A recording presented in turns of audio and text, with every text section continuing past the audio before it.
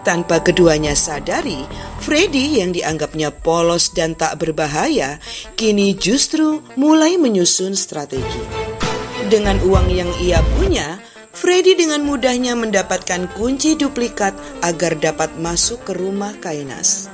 Dan sebagai seorang dokter, Freddy sudah pasti tahu apa yang menjadi pantangan Kainas saat menjadi pasiennya, dan menempatkan zat-zat yang berbahaya untuk gadis yang kini sangat dibencinya. Untung saja, Freddy berhasil menuntaskan aksinya dan bersembunyi dari mereka. Bagian profesional, misi Freddy berjalan lancar. Keduanya pun tertidur sangat pulas akibat zat yang dibubuhkan sang dokter dalam makanan mereka. Alhasil, selain puas memukuli Raymond, Freddy pun dengan sangat mudah menghapus bukti keterlibatannya yang tersimpan di HP mereka. Puncaknya, pria yang ternyata sangat cerdas itu berhasil mengambil bukti hubungan mereka. Nggak tunggu pagi, musibah pun terjadi. Keduanya pun pontang-panting lantaran Kainas nggak nemu obat alergi. Dan yang lebih membuat mereka panik, mobil yang mereka tumpangi pun tak terkendali. 2 घंटे में swelling उतर जाएगा मिस इधर. Beruntung, nyawa keduanya masih selamat. Meski alergi telah teratasi, tapi mereka masih belum menyadari bahwa Freddy lah dalang penyebab alergi dan remblong terjadi. Kainas, I didn't do it on purpose. Akibatnya, timbul rasa curiga dan perdebatan di antara mereka. Padahal di kediamannya nampak Freddy yang masih belum puas dan bahkan tengah menyusun strategi selanjutnya. Lagi-lagi, kedamaian mereka kembali terusik dengan kabar ditutupnya kafe untuk keperluan penyelidikan sebagai akibat komplain salah satu pelanggan yang menemukan seekor cicak dalam menu pesanannya. Sayangnya, keberatan mereka ditolak oleh pihak penyelidik yang tetap akan menutup usaha hingga kasus terselesaikan. Di saat yang sama, Freddy kembali menyusup di kediaman Kainas, membuka galeri privasi, bahkan tanpa ragu memposting sebuah foto seronok mereka. Akibatnya, setelah sedikit perdebatan, keduanya akhirnya menyadari bahwa rentetan masalah yang mereka alami tak lain adalah ulah. You'll mess with us? Tanpa pikir panjang, mereka langsung mendatangi dan menghajar habis-habisan Freddy hingga babak belur. Sayangnya, Freddy selalu selangkah lebih maju. Dengan kedatangan polisi, tindakan brutal Raymond semakin menyudutkan pasangan itu. Kesempatan itu lantas tak dilewatkan oleh Kainas untuk berakting dan melaporkan Freddy sebagai pelaku penghilangan nyawa Rustom suaminya. Sayangnya, keduanya justru mati kutu saat tak mampu memberikan bukti yang ternyata telah hilang dari HP-nya. Alhasil, petugas polisi pun semakin kesal dan justru membela bahkan memberi perlindungan kepada Freddy yang notabene adalah seorang dokter yang banyak dihormati. I don't believe this, sir. Masalah semakin rumit manakala Kainas mendapati teguran keras dari sang mertua yang tak hanya kecewa dengan ditutupnya usaha, tapi juga postingan vulgarnya yang dinilai tak menghargai mendiang putranya. Freddy, move on. Setelah apa yang dialami, Freddy kini mampu menerima kenyataan bahwa ibu yang sangat ia kagumi selama ini memang berselingkuh dan sangatlah serakah, hingga mengakibatkan peristiwa naas di masa kecilnya terjadi. Di waktu yang sama, Kainas yang tetap tak sudi meminta maaf terlihat murka. Keduanya lantas membalas dengan hal yang lebih tega. Sementara mengetahui rumahnya diobrak-abrik, dengan sangat tenang Freddy justru berhasil ngeprank Kainas hingga kalang kabut, bahkan keluar rumah lantaran percaya keberadaan ular di kamarnya. Tapi begitu keduanya menyinggung tentang Hardy, kali ini giliran Freddy yang panik mencari-cari keberadaan kura-kura kesayangannya itu. Dan begitu mendengar nasib Hardy yang telah mereka buat sup, saat itulah dunia Freddy seolah runtuh. Sakit yang dirasakannya melebihi pengkhianatan Kainas kepadanya.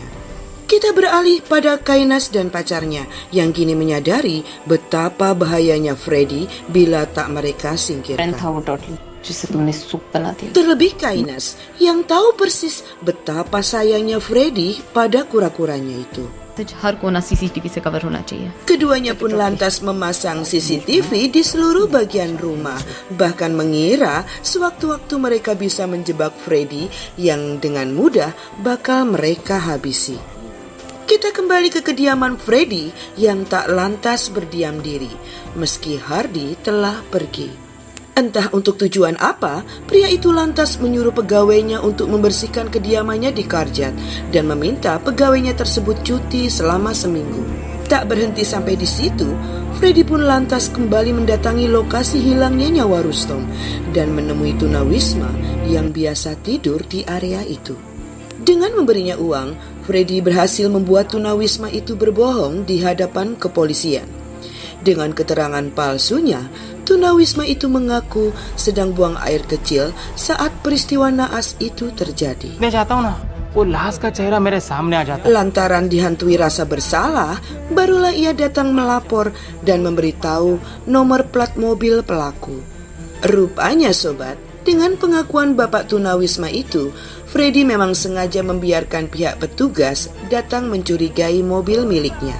Di hadapan petugas, Freddy mengaku pernah meminjamkan mobil kepada Kainas lantaran mobil gadis itu tengah mogok. Begitu dikembalikan, mobilnya telah dalam keadaan penyok dan berlumur getih. Dokter. Tak hanya itu, Freddy dengan ketakutan mengaku bahwa dirinya justru diancam bila berani melaporkan perbuatan mereka.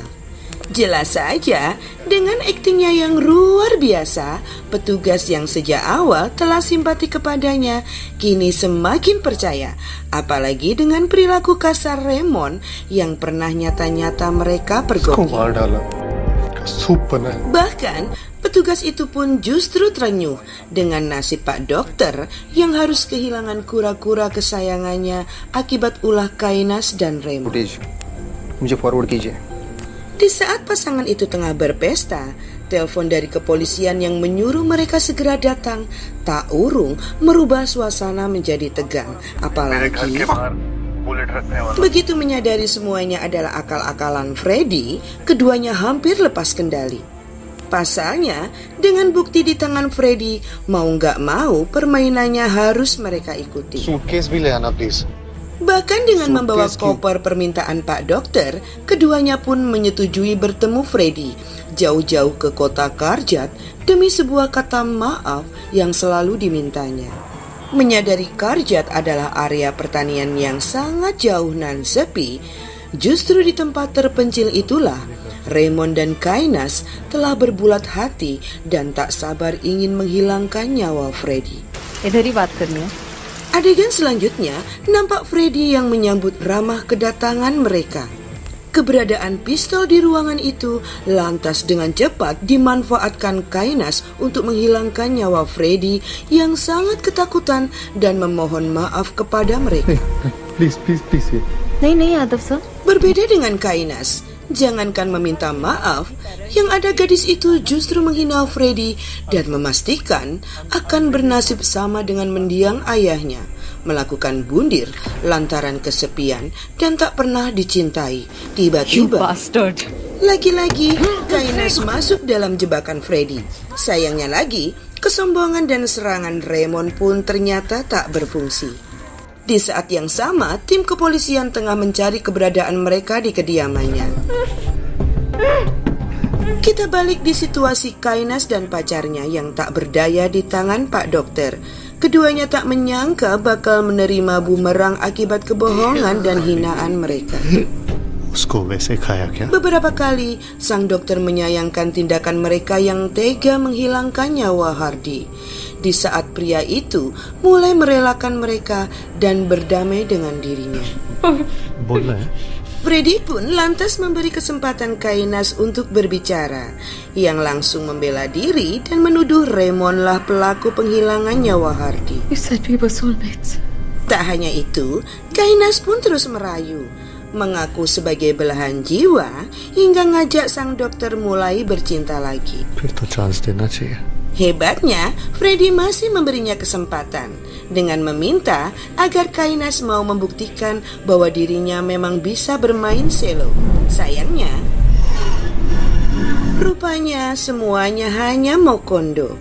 Alhasil, layaknya seorang dokter, Freddy pun melakukan hal yang spesial buat mereka. And look where it got me.